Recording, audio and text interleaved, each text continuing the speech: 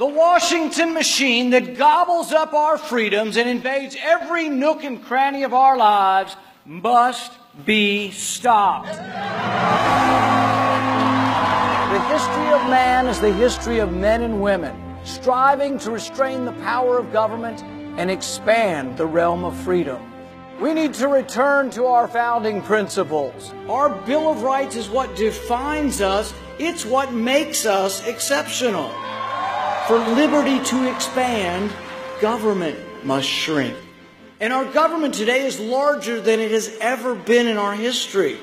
Our future can include a road back to prosperity, back to respect at home and abroad. It should include a balanced budget and a simple, fair tax system. It should include a government that protects your rights and your security. It should include a stronger, better, more agile military. It's time for a new way, a new set of ideas, a new leader, one you can trust.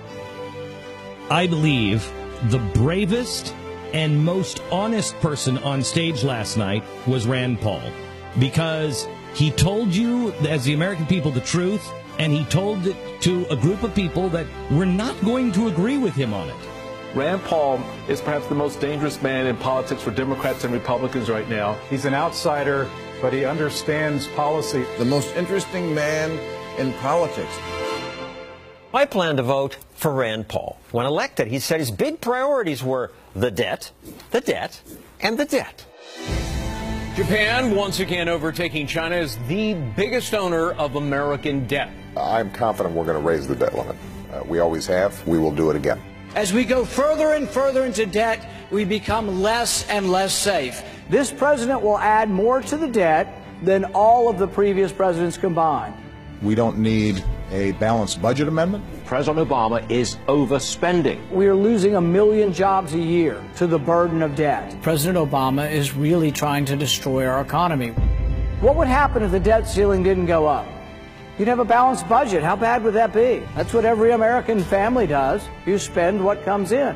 Can you be a conservative and be liberal on spending? You cannot be a conservative if you're going to keep promoting new programs that you're not going to pay for. We borrow $1 million a minute.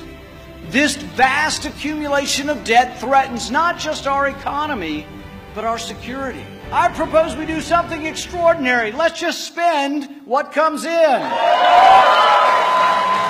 We are in a terrible, terrible, terrible economy, and Rand Paul's proposal is absolutely spectacular. He wants to bust up the 70,000 pages worth of tax code, all in favor of a simple flat rate for everyone. So we just decided to get rid of the entire tax code and start over. It's a big, bold plan. The most fair tax program for all Americans in our history. I've introduced a 5-year balanced budget. I've introduced the largest tax cut in our history. Of all those candidates' tax plans, only Rand had one that's actually broke into a surplus for the budget. What you do is get rid of all the favoritism, get rid of all the cronyism, and there'll be no rich person or no rich corporation that pays zero. Everybody's going to pay 14.5. That's what we call it, the fair and flat tax. So if you're a worker and you make $40,000 a year, you're going to get $2,000 more in your paycheck. If we get rid of the payroll tax, everybody's going to get a tax cut. I hope he appreciates just how good his proposal is, because it is really a good game changer. Who impresses you? Well, I certainly like Rand Paul because he thinks quite logically, and you know, he has courage. He's willing to take positions that some other people won't. And the senator from Kentucky might just be the candidate who ends up winning this thing, the one going up against Hillary Clinton. Put a few bucks on Rand Paul. I would.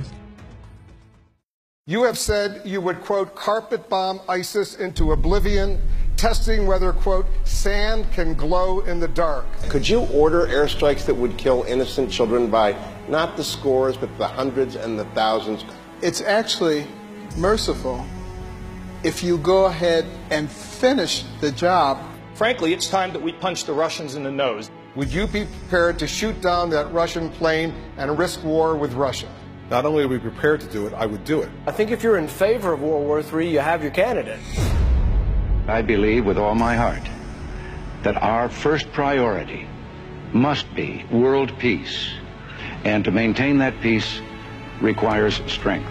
I'm a Reagan Republican. I believe in a strong national defense. I believe in peace through strength. I think that intervention's not always the answer, and that some interventions lead to unintended consequences. Use of force is always and only a last resort when everything else has failed.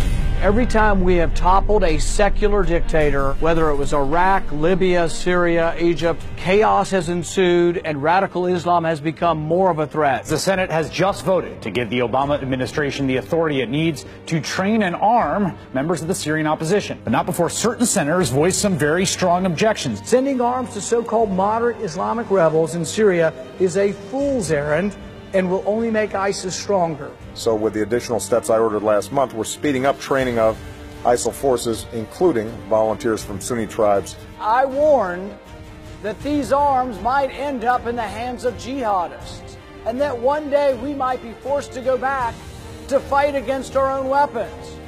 Within a year, that prediction came true. ISIS rides around in $1 billion worth of U.S. Humvees. It was a failure of leadership. I think if you want to be commander-in-chief, the bar you have to cross is, will you defend the country? Will you provide adequate security? It's the 6 months leading up to Benghazi where there were multiple requests for more security, and it never came. Had I been president at the time, and I found that you did not read the cables from Benghazi, you did not read the cables from Ambassador Stevens, I would have relieved you of your post. Her dereliction of duty should forever preclude her from our office. I envision an America with a national defense unparalleled, undefeatable, and unencumbered by nation building. I say not one penny more to countries that are burning our flag. I think we defeat terrorism by showing them that we do not fear them. As Commander-in-Chief, I will do whatever it takes to defend America.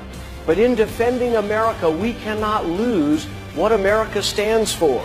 No terrorist and no country will ever conquer us if we remain steadfast to the principles of our founding documents.